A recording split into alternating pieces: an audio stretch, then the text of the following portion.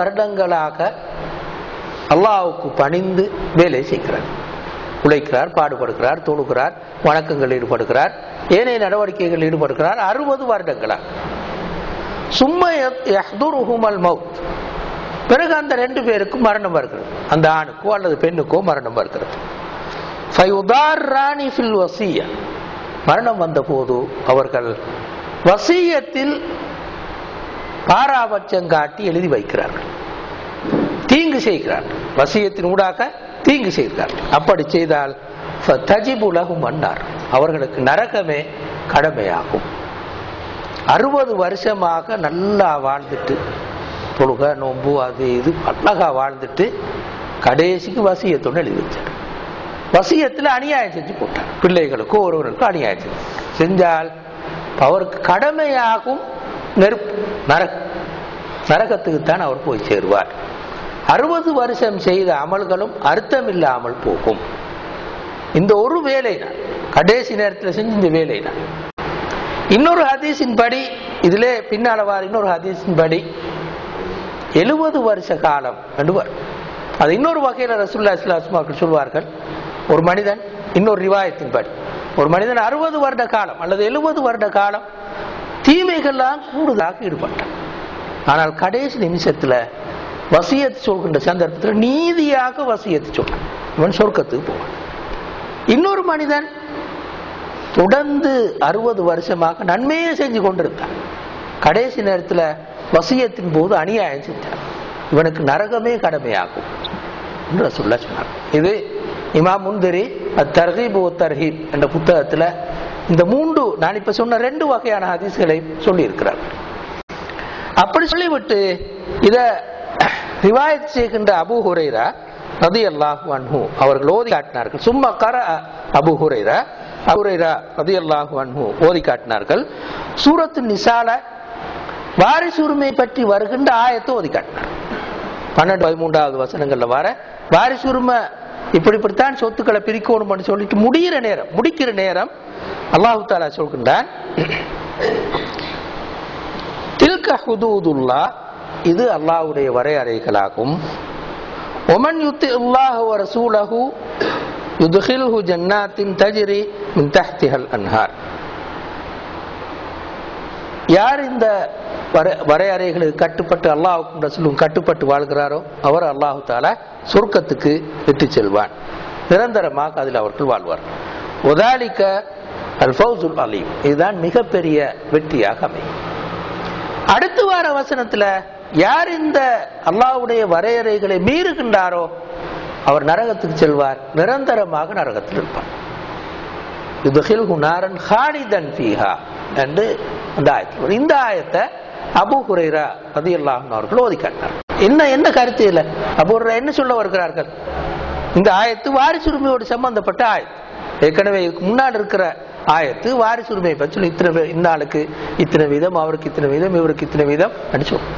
என்ன அபூ ஹுரைரா சொல்ல வராங்கண்டா, அல்லாஹ் சொன்ன இந்த வாரிசுரிமை ஒழுங்குதான் நீதியான, அப்படித்தானே நீதியான. அதை அப்படியே குழப்பி சொன்னால் பெண் பிள்ளைக்கு அநியாயம் செய்வோம், அல்லது ஆணுக்கு அநியாயம் செய்வோம், அல்லது சகோதரனுக்கு அநியாயம் செய்வோம், அல்லது மனைவிக்கு அநியாயம் செய்வோம், அல்லது இப்படி யாருக்காவது அநியாயம் செஞ்சுதான் எழுதி வைப்போம். இப்படி செய்து விட்டு ஒருவர் மரணித்தால் அவர் செஞ்ச 60 வருஷ கால அமலும் சேர்ந்து இல்லாம போய் என்று ரசூலுல்லாஹ் ஸல்லல்லாஹு அலைஹி வஸல்லம் அவர்கள் சொன்னார். எனவே ஒரு மனிதன் மரணிக்கும் போது செய்கின்ற வசியத்து இவ்வளவு தூரம் பாரதூரமான விளைவை ஏற்படுத்தும் என்பதைத்தான் ரசூலுல்லாஹ் ஸல்லல்லாஹு அலைஹி வஸல்லம் அவர்கள் சொன்னார்கள். எனவே ஒரு மனிதன் வசியத்து செய்யும் போது இந்த பகுதியில் மிகுந்த கவனமாக இருக்க வேண்டும். சில நேரங்கள்ல மிகவும் நீதியாக வசியத்து சொல்வது உண்மையில் இந்த வாரிசுரிமை சட்டத்துக்கு ஏற்ப வசியத்து சொல்லும்.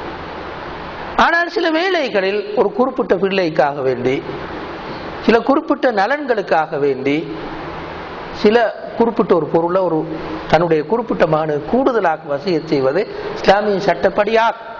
அது என்ன சந்தர்ப்பம் நாங்க முந்தி ஒரு முறை பார்த்திருக்கிறோம். நான் மிச்சம் விரிவாக சொல்ல வரல. இங்க சொல்ல வர விஷயம் என்னண்டா, ஒருவர் தன்னுடைய வசியத்தில், அதாவது இந்த மரண சாசனத்தில் இப்படியான அநியாயங்கள் இழைத்தால் அவருக்கு ஏற்கனவே செய்த 60 வருட கால வணக்கங்களுக்கும் அர்த்தம் இல்லாமல் போகும் என்ற கருத்தை தான் ரசூலுல்லாஹ் ஸல்லல்லாஹு அலைஹி வஸல்லம் இந்த ஹதீஸினூடாக சொன்னார். அபூ ஹுரைரா ரலியல்லாஹு அன்ஹு அவர்கள் அந்த ஹதீஸோடு சேர்த்து இந்த ஆயத்தை ஓதி காட்டும் போது நாங்க புரிந்து கொள்ளக்கூடிய விஷயம் இதுவாகத்தான் அமையும். இப்ப நாங்க அடுத்த பகுதிக்கு வரும். ஒரு மனிதன் இறந்து விட்டால் இது ஒருவர் உயிரோடு இருக்கும் போது மரணத்துக்கு தயாராகுவதை குறிக்கும்.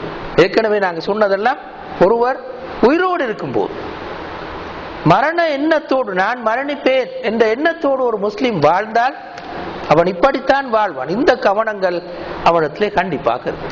அடிக்கடி தௌபாக்கே போனாக இருப்பான். நிரந்தரமான ஒரு சதக்காவை விட்டு செல்ல வேண்டும் என்ற எண்ணம் இருக்கும். நான் மரணித்ததன் பிறகு என்னுடைய வாழ்க்கைக்கு பாதகம் இல்லாமல், மறுமை நாள் வாழ்வுக்கு பாதகம் இல்லாமல் எப்படி என்னுடைய பிள்ளைகளும் என்னோடு உறவு கொண்டு வாழ்ந்தவர்களும் இருக்க வேண்டும் என்று அவர் நினைக்கிறாரோ அதனையே வசியத்தாக அவர் சொல்லி விட்டு செல்ல வேண்டும் என்று ரசூலுல்லாஹ் ஸல்லல்லாஹு அலைஹி வஸல்லம் அவர்கள் இந்த 3 விஷயங்களை சொன்னார். சில நேரங்கள் இந்த 3வது விஷயம் வசியத்து சொல்ற விஷயம் எங்களோட கவனத்தில் இருக்கா, நிறைய பேருக்கு தெரிஞ்சும் இருக்கா. எனவே இதுல நாங்க மிக கவனமாக இருக்க வேண்டும். இந்த இடத்துல நாங்க எங்கேயாவது பிளவு விட்டோமாக இருந்தால் நாங்கள் மரணித்ததன் பிறகு அதனை திருத்தி அமைப்பது மிக கஷ்டமாக போகும். எனவே அந்த வகையில் ஒருவர் இந்த 3 விஷயங்களிலும் மிக கவனமாக இருக்க வேண்டும். இந்த 3 விஷயங்களிலும் ஒவ்வொரு முஸ்லிமும் மிகவும் கவனமாக இருந்தால் அவர் மரணித்ததன் பிறகு அவருடைய உறவினர்கள் அவருக்கு செய்ய வேண்டிய பொறுப்புகளும் கடமைகளும் மிச்சம் குறைஞ்சி போகும். இதுல நிறைய குறைபாடுகள் விட்டால்தான் அவருக்கு பின்னால் அவருடைய பிள்ளைகளும் உறவினர்களும் அவருக்காக நிறைய செய்ய வேண்டி வரும். அது என்ன செய்ய வேண்டும் என்பதை நாங்க இப்ப பார்ப்போம். இறந்ததன் பின்னர் அவருடைய உறவினர்கள், குறிப்பாக அவருடைய பிள்ளைகள் அவருக்கு என்ன செய்ய வேண்டும் என்பதை நாங்க இங்க சுருக்கமாக பார்ப்போம். முதலாவது கடன்களை நிறைவேற்றும். அதாவது ஒருவர் மரணிக்கும் போது அந்த குறிப்பிட்ட நபர் விட்டு சென்ற கடன்களை நிறைவேற்றுவது முதலாவது பொறுப்பாக அமையும். அதாவது 3 மதுஹபுடைய கருத்துப்படி ஷாஃபிஈ, மாலிகி, ஹனஃபி இந்த 3 மதுஹபுடைய கருத்துப்படி ஒருவர் ஈடு வைத்து கடன் பெற்றிருந்தால் அந்த கடனைத்தான் மரணித்ததன் பிறகு முதலாவதாக நிறைவேற்ற வேண்டும். அவருடைய சொத்தினால் முதலாவது நிறைவேற்ற வேண்டிய பொறுப்பு அதுவாகத்தான். பிறகுதான் அடுத்த கடன்களை நிறைவேற்ற வேண்டும் என்று சொல்வார். எப்படி இருந்தாலும் எங்கள் எல்லோருக்கும் தெரியும், கடன் மிகவும் பாரதூரமானது. எனவே முதலாவது ஒரு முஸ்லிம் மரணித்ததன் பிறகு அவருடைய சொத்திலிருந்து முதலாவது நிறைவேற்ற வேண்டியது இந்த கடனாகத்தான் அமையும் என்று நாங்கள் சொல்வோம். இரண்டாவது அவருடைய வசியத்தை நிறைவேற்றும். அப்படி என்றால் 2 வகையா அந்த வசியத்தை அமைந்திருக்கும். குறிப்பாக அவருடைய செல்வம் பற்றிய வசியத், அதாவது அந்த செல்வம் பற்றிய வசியத்தில் ஒரு குறிப்பிட்ட தொகையை இந்த குறிப்பிட்ட வேலைக்காக செலவழியுங்கள் என்று அவர் வசியத்தை சொல்லியிருந்தால் அது இஸ்லாத்துக்கு உடன்பாடானதாகவும் இருந்தால், அவருடைய சொத்தில் 3இல் 1 மட்டும் அடக்குவதாக இருந்தால், வாரிசுரிமையாக வரக்கூடியவர்களுக்கு வசியத்தை சொல்லாமல் அதற்கு வெளியில் இருப்பவர்களுக்கு வசியத்தை சொன்னால் இப்போது அந்த வசியத்தை நிறைவேற்றுவது வாரிசுக்காரர்களின் பொறுப்பாக அமையும். எனவே இந்த ஷரத்துகள் முக்கியமானது. சொன்ன வசியத் அவருடைய சொத்தில் 3இல் 1 மட்டும் அடக்குவதாக இருக்க வேண்டும். இரண்டாவது, அவர் சொன்ன வசியத் வாரிசாக வரக்கூடியவர்களுக்கு சொத்து கொடுப்பதாக இருக்கக்கூடாது. லா வசியத்த லிவாரிஸ் என்று ரசூலுல்லாஹ் ஸல்லல்லாஹு அலைஹி வஸல்லம் சொன்னார்கள். என்னுடைய சொத்தில் இந்த பகுதியை மூத்தமானு கொடு, இந்த பகுதியை இளையமானு கொடு என்று இப்படி தன் வாரிசாக வரக்கூடியவர்களுக்கே சொத்தை பிரித்து கொடுத்தால் அந்த வசியத்தை நிறைவேற்றக்கூடாது. இரண்டாவது அல்லாஹ் தஆலா ஏற்கனவே ஒவ்வொரு ஆளுக்கும் என்னென்ன வரும் என்று ஏற்கனவே சொல்லியிருக்கு. இதைத்தான் ரசூலுல்லாஹி ஸல்லல்லாஹு அலைஹி வஸல்லம் சொன்னார்கள், லா வசியத்த லிவாரிஸ், வாரிசாக வரக்கூடியவர்களுக்கு சொத்துக்களை வசியத்தாக சொல்லக்கூடாது என்று ரசூலுல்லாஹி ஸல்லல்லாஹு அலைஹி வஸல்லம் சொன்னார். எனவே அதற்கு வெளியில் வசியத்து சொல்லியிருந்தால் இந்த பாடசாலைக்கு, இந்த பள்ளிக்கு, இந்த மதரசாவுக்கு, இந்த குறிப்பிட்ட ஏழைகளுக்கு என்னுடைய சொத்தில் இந்த பகுதியை கொடுத்து விடுங்கள் என்ற அமைப்பில் வசியத்து சொல்லியிருந்தால் அதனை நிறைவேற்றுவது அவருடைய பொறுப்பாகவும் கடமையாகவும் அமையும். இது இரண்டாவது விஷயம். மூன்றாவது விஷயம், அல்லது இதற்கு முன்னால் செய்ய வேண்டிய விஷயம், வசியத்துக்கு முன்னால் செய்ய வேண்டிய விஷயம், அல்லாஹ்வுக்கு நிறைவேற்ற வேண்டிய கடன்கள் இருந்தால் அவற்றை நிறைவேற்றும். அல்லாஹ்வுக்கு நிறைவேற்ற வேண்டிய கடன்கள் இருந்தால் அதை நிறைவேற்றும். மனிதர்களுக்கு கொடுக்க வேண்டிய கடன்கள் முதலாவதாக நிறைவேற்ற வேண்டும். இரண்டாவது அல்லாஹ்வுக்கு நிறைவேற்ற வேண்டிய கடன்களை நிறைவேற்ற வேண்டும். மூணாவது வசியத்தை நிறைவேற்ற வேண்டும். அல்லாஹ்வுக்கு நிறைவேற்ற வேண்டிய கடன்கள் என்னது? உதாரணமாக, ஒருவர் ஹஜ்ஜி செய்ய வசதி வாய்ப்பு இருந்தும் ஹஜ்ஜி செய்யாமல் மரணித்து விட்டார். ஹஜ்ஜி செய்ய வசதி வாய்ப்பு இருந்தும் ஹஜ்ஜி செய்யாமல் மரணித்து விட்டால் அவருடைய ஹஜ்ஜை நிறைவேற்றும். அவருடைய சொத்தாலேயே அவருடைய ஹஜ்ஜை நிறைவேற்றும் கடமையாக மாறும். இரண்டாவது, உதாரணமாக அவர் ஜக்காத்து கொடுக்காமல், ஜக்காத்து கொடுப்பதற்கு வசதி எல்லாம் இருந்தும் 2 வருஷம், 5 வருஷம், 10 வருஷம் அவர் ஜக்காத்து கொடுக்காமல் மரணித்தால் அந்த ஜக்காத்தை நிறைவேற்றுவது. இன்னொரு உதாரணமாக சொன்னால், நோன்பு பிடிக்காமல், நோன்பு பிடிக்கான எல்லா வசதியும் இருந்து, உடல் நல்லா இருந்து, வேணைய வசதிகளும் எல்லாம் இருந்தும் நோன்பு பிடிக்காமல் மரணித்து விட்டார். இந்த குறிப்பிட்ட நபருடைய நோன்பையும் பிடித்துக் கொடுப்பது, பிள்ளைகள், உறவினர்கள் அவருக்கு நோன்பை பிடித்துக் கொடுப்பதும் பொறுப்பாக. இதற்கு இந்த ஹதீஸை நாங்கள் ஒரு உதாரணமாக சொல்லலாம். ஜாஅ ரஜுலுன் இலா ரசூலில்லாஹ், ஜாஅ ரஜுலுன் இலா ரசூலில்லாஹ் ஃபகால், ஒரு மனிதர் அல்லாஹ்வுடைய தூதரிடத்தில் வந்து சொன்னார், யா ரசூலல்லாஹ், அல்லாஹ்வுடைய தூதரே, இன்ன உம்மி மாத்தத் வ அலைஹா ஸௌமு ஷஹர், என்னுடைய உம்மா ஒரு மாத கால நோன்பை பொறுப்பாக வைத்து மரணித்து விட்டார்.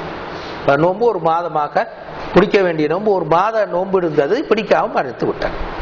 அஃபா அக்தீஹி அன்ஹா, அதனால் அவருக்கு பதிலாக கலா செய்யட்டுமா? அப்ப ரசூலுல்லாஹ் சொன்னார்கள், கால நஅம் ஃபதைனுல்லாஹ் அஹக்கு அன் யுக்தா, நீ நிறைவேற்று, ஏனென்றால் அல்லாஹ்வுக்கு செய்ய வேண்டிய கடன் தான் கண்டிப்பாக நிறைவேற்றப்பட வேண்டியது, நிறைவேற்றுவதற்கு மிக பொருத்தமானது என்று ரசூலுல்லாஹ் சொன்னார். எனவே ஒருவர் நோன்பு பிடிப்பதற்கு கடமையாக இருக்கும் போதே மரணித்து விட்டால் அவருக்கான நோன்பை பிடிப்பது பிள்ளைகளுடைய அல்லது உறவினர்களுடைய பொறுப்பாக, கடமையாக அமைக்கும். இதே போன்றுதான் ஹஜ்ஜும் ஜக்காத்தும் போன்ற இவைகளும் இதே அமைப்பில் நிறைவேற்றப்பட வேண்டும். அடுத்தது, ஏற்கனவே சொன்ன, அதாவது ஒருவர் மரணித்து விட்டால் அடுத்தவர்கள் அவருக்கு செய்ய வேண்டிய பொறுப்புகளும் கடமைகளும் எவற்றை நாங்கள் செய்து அனுப்பினால் அவருக்கு சேரும், எவை சேர மாட்டாது, என்ன நாங்கள் அவருக்கு செய்ய வேண்டும் என்பதனை பொறுத்தவரையில் நாங்கள் ஏற்கனவே சொன்னதனை இன்னும் கொஞ்சம் தெளிவாக சொன்னால், இமாம் இப்னு தைமியா இது பற்றி சொல்ற விளக்கத்தை நாங்கள் பார்ப்போம். முதலாவது, ஏகோபித்த முடிவு, எல்லா இமாம்களுடைய கருத்துப்படி ஒரு மனிதனுக்கு செய்யக்கூடிய நன்மைகள் 2 வகையாக பிரியும். ஒன்று அல் இபாதாத்துல் மாலியா என்று சொல்லுவோம், அதாவது செல்வ ரீதியாக செய்யக்கூடிய வணக்கங்கள். அந்த வணக்கங்கள் அந்த குறிப்பிட்ட மையத்துக்கு போய் சேரும் என்பது இமாம்களுடைய ஏகோபித்த முடிவு. உதாரணமாக, ஒருவர் இறந்தவருக்காக சதக்கா செய்வார், இறந்தவருக்காக சதக்கா செய்வார், அது அவர் கண்டிப்பாக போய் சேரும், கருத்து வேறுபாடில்லை. அதே மாதிரி உதுகியா கொடுப்பது, இறந்தவருக்காக உதுகியா கொடுப்பது, அடிமையை விடுதலை செய்வது, இப்படி செல்வத்தோடு சம்பந்தப்பட்ட இந்த செயற்பாடுகள் அவருக்கு போய் சேரும். இதுல இமாம்களுக்கு மத்தியில கருத்து வேறுபாடில்லை. இரண்டாவது, இப்படியான வணக்கங்கள், துஆ கேட்பது, இறந்தவருக்காக பிரார்த்தனை செய்வது, அவருக்காக இஸ்திக்ஃபார் செய்வது, இதுவும் போய் சேரும் என்ற கருத்து வேறுபாடில்லை. மூன்றாவது, ஹஜ்ஜி செய்வது, இறந்த ஒருவருக்காக ஹஜ்ஜி செய்து கொடுப்பது, கடமையான ஹஜ்ஜாக இருந்தாலும் சரி, சுன்னத்தான ஹஜ்ஜாக இருந்தாலும் சரி, அவருக்கு அது போய் சேரும். இது ரெண்டும் இந்த விஷயங்கள்ல இமாம்களுக்கு மத்தியில கருத்து வேறுபாடு. ஏனென்றால் இந்த அவ்வளவும் அல்லது இவற்றில் மிக பெரும்பாலானவைகள் செல்வத்தோடு சம்பந்தப்பட்ட வணக்கங்கள். இதுக்கு தெளிவாக ஹதீஸ்கள் இருக்கின்றன. எனவே இவை மரணித்தவருக்கு போய் சேரும். இன்னொரு வகை உடல் ரீதியான வணக்கங்கள், உடல் சம்பந்தப்பட்ட வணக்கங்கள். உதாரணமாக நோன்பு பிடிப்பது, சுன்னத்தான தொழுகைகள் தொழுது ஒருவருக்கு சதக்கா செய்வது, ஹதியா செய்வது. இன்னொரு வகையில் சொன்ன குர்ஆன் ஓதி சாட்டுவது, இப்படியான உடல் ரீதியான வணக்கங்கள் போய் சேருமா? கருத்து வேறுபாடு இருக்கு. ஷாஃபி மதுஹபுல இது சம்பந்தமாக 2 கருத்துக்கள் இருக்கு. ஆரம்ப கால ஷாஃபி மதுஹபின் இமாம்கள், குறிப்பாக இமாம் ஷாஃபி, இப்படியானவைகளில் பல போய் சேரார். உதாரணமாக குர்ஆன் ஓதுவது மொத்தமாக இறந்தவருக்கு போய் சேராது என்ற அபிப்பிராயத்தை கொண்டிருக்கிறார். பின்னால வந்த ஷாஃபி மதுஹபுடைய அறிஞர்கள், உதாரணமாக இமாம் நவவி போன்றவர்கள், இதெல்லாம் போய் சேரும் என்ற அபிப்பிராயத்தை கொண்டிருக்கிறார். ஹனஃபி ஹம்பலி மதுஹபுடைய கருத்துப்படி போய் சேர். இந்த வகையான எல்லா வணக்கங்களும் இறந்தவருக்காக ஒரு சுன்னத்தான தொழுகையை செய்து ஹதியா செய்யலாம், ஓதி ஹதியா செய்யலாம், நோன்பு பிடித்து ஹதியா செய்யலாம். அவர் விட்ட நோன்பு மட்டுமல்ல, சுன்னத்தான நோன்பு ஒன்று பிடிச்சு அவருக்கு ஹதியா செய்யலாம், குர்ஆன் ஓதி அவருக்கு ஹதியா செய்யலாம், ஒரு சுன்னத்தான தொழுகையை தொழுது ஹதியா செய்யலாம். இது ஹனஃபி ஹம்பலி மதுஹபுடைய கருத்து. பின்னால வந்த ஷாஃபி மதுஹபுடைய இமாம்களோட கருத்தும் இது. இமாம் மாலிக் மட்டும் இந்த உடல் ரீதியான வணக்கங்கள் அவனுக்கு போய் சேர மாட்டாது என்ற அபிப்பிராயத்தை கொண்டிருக்கிறார். இதுக்கு அவர்கிட்ட நிறைய கருத்துக்களை, ஆதாரங்களை அவர் சொல்லுவார். அதெல்லாம் எங்களுக்கு இங்க முக்கியம் இல்லை. என்ன நாங்க இங்க சொல்ல வாரோம்ன்றது கடைசியா சொல்லுவோம். இந்த 2 வகையாகவும் பிறந்த ஒருவருக்கு ஏற்கனவே நாங்க சொன்ன விஷயம், அவருடைய கடமையான விஷயங்களை நிறைவேற்றுவதுதான் ஆக முக்கியமான. உதாரணமா ஒரு கடன் கொடுக்க வேண்டியிருந்து அதை செய்யாம அவருக்கு நாங்க எவ்வளவு சுன்னத்தான வணக்கங்களை செய்து அனுப்பியும் வேலை. ஒரு கடன் கொடுக்க வேண்டியிருக்கு, நாங்க அதை நிறைவேற்று, அவருடைய பிள்ளைகள் அதை நிறைவேற்றாமல் அவருக்கா ஹஜ்ஜி செய்யறோம், அவருக்கா சதக்கா கொடுக்கிறோம், அவருக்கா இன்னும் நிறைய வேலைகளை செய்யறோம், அதெல்லாம் அர்த்தம் இல்லை.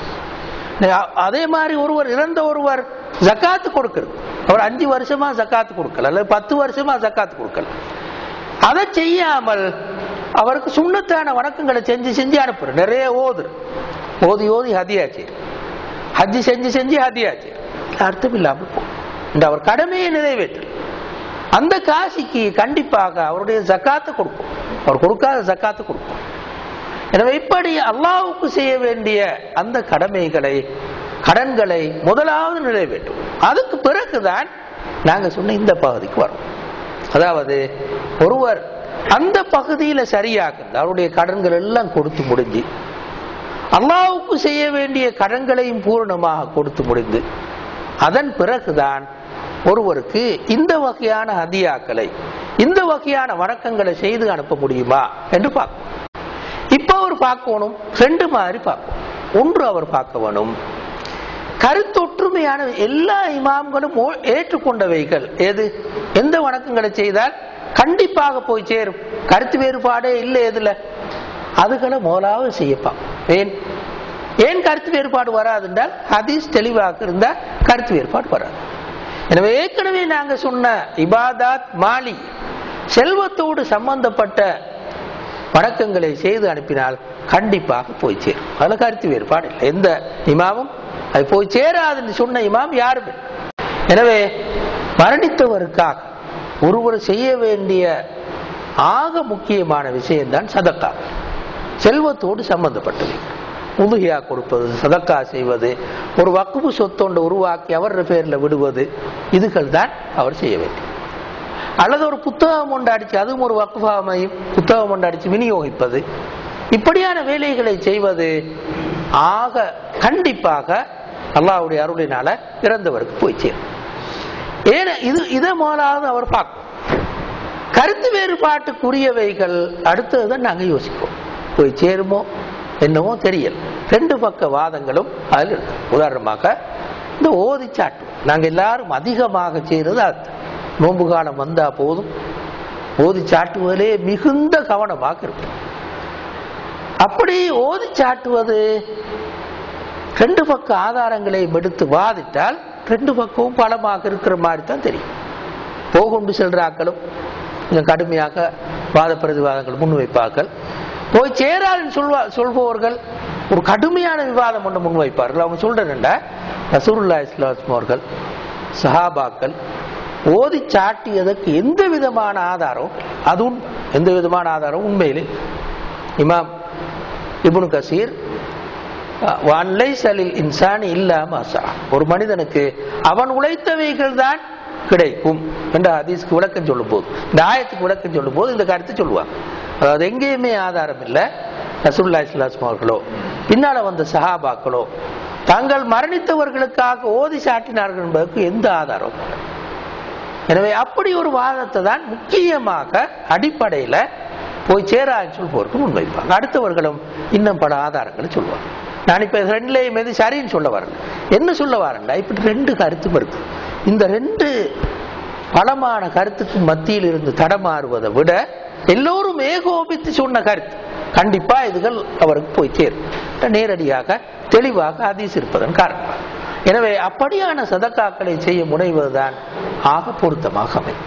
அந்த சதக்காக்களிலும் முதன்மையானவற்றை கவனத்தில் கொள்ளும்.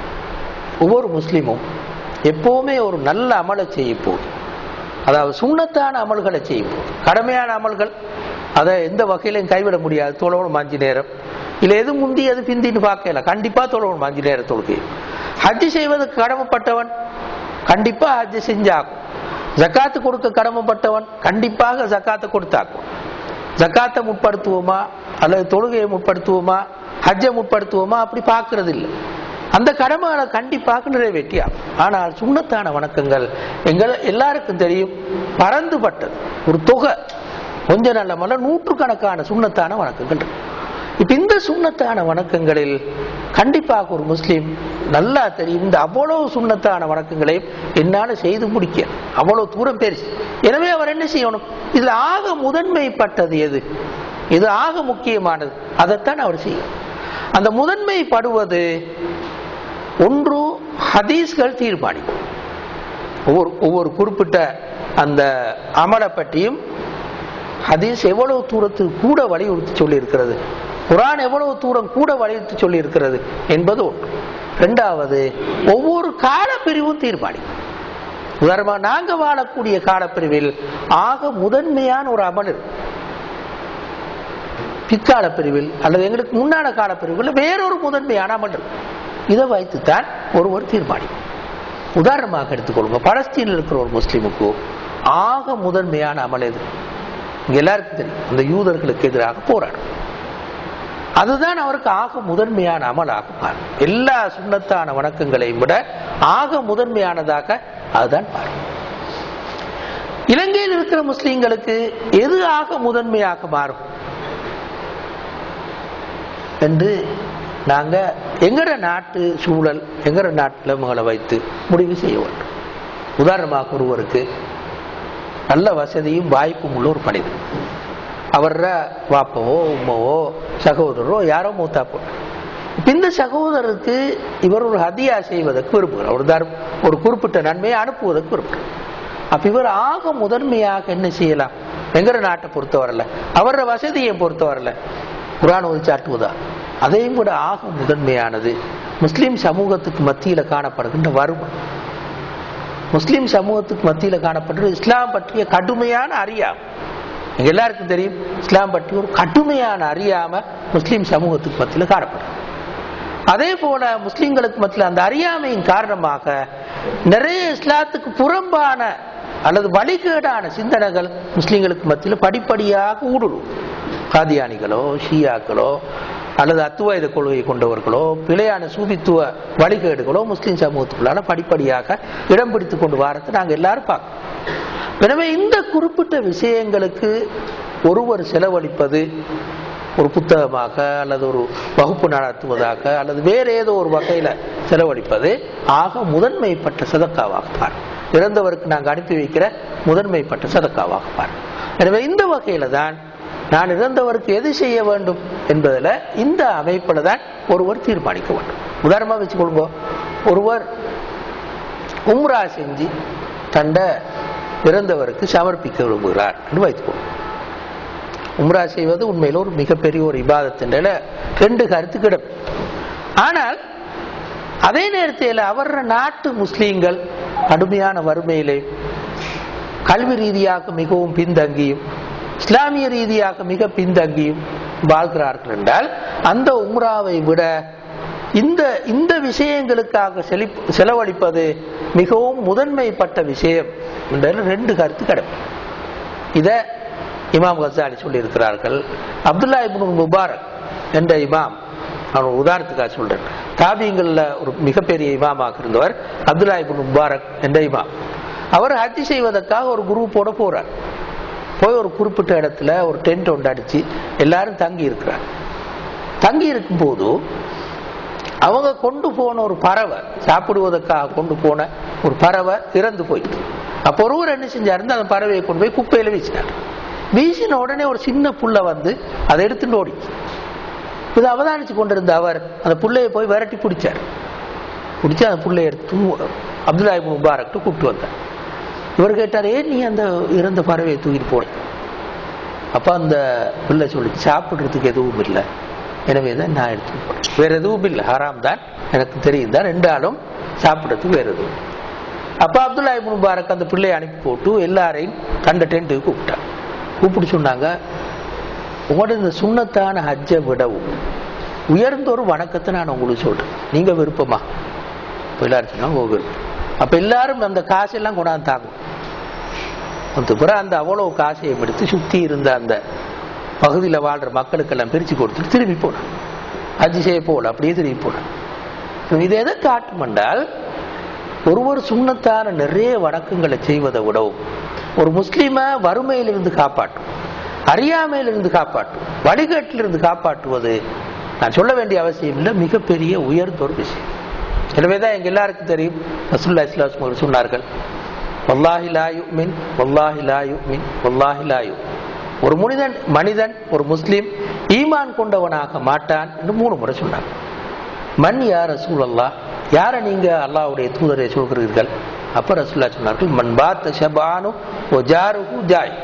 பக்கத்து வீட்டுக்காரன் பசியோடு இருக்க தான் நல்லா வயிறு குடைக்கு சாப்பிட்டோம், இவனுக்கு ஈமான் இல்ல ரசூலுல்லாஹ் 3 முறை சொன்னாங்க. எனவே இது ஒரு குற்றம், அப்படி வாழ்வது ஒரு பாவம், ஒரு குற்றம் தான் ரசூலுல்லாஹ் சொன்னாங்க. எவ்வளவு பெரிய குற்றம், ஈமான் இல்லைன்னு சொல்ற அளவுக்கு பெரிய குற்றம். எனவே அந்த வறுமையை தீர்ப்பது எவ்வளவு தூரம் பெரிய ஒரு அமலாக மாறும் என்று சொல்ல வேண்டிய அவசியம். அதே போன்றுதான் அறியாமையின் காரணமாக வழிகேட்டில் போற முஸ்லீம், அறியாமையின் காரணமாக பின்தங்கி இருக்கிற முஸ்லீம், இவர்களுக்கு உதவுவது ஒரு மிகப்பெரிய ஒரு இபாதத்தின் சொல்றதுல 2 கருத்து கடமை. எனவே மதிப்புக்குரிய சகோதரர்களே, இந்த அடிப்படையில தான் இறந்தவருக்கு நான் என்ன சமர்ப்பிக்க முடியும், என்ற வாப்பாக்கு, என்ற சகோதரர்களுக்கு, என்ற அப்பாக்கு, இப்படியானவர்களுக்கு என்ன கொடுக்கலாம் என்றால் இந்த 2 அடிப்படைகள் மீது தான் நாங்கள் அதை தெரிவு செய்ய வேண்டும்.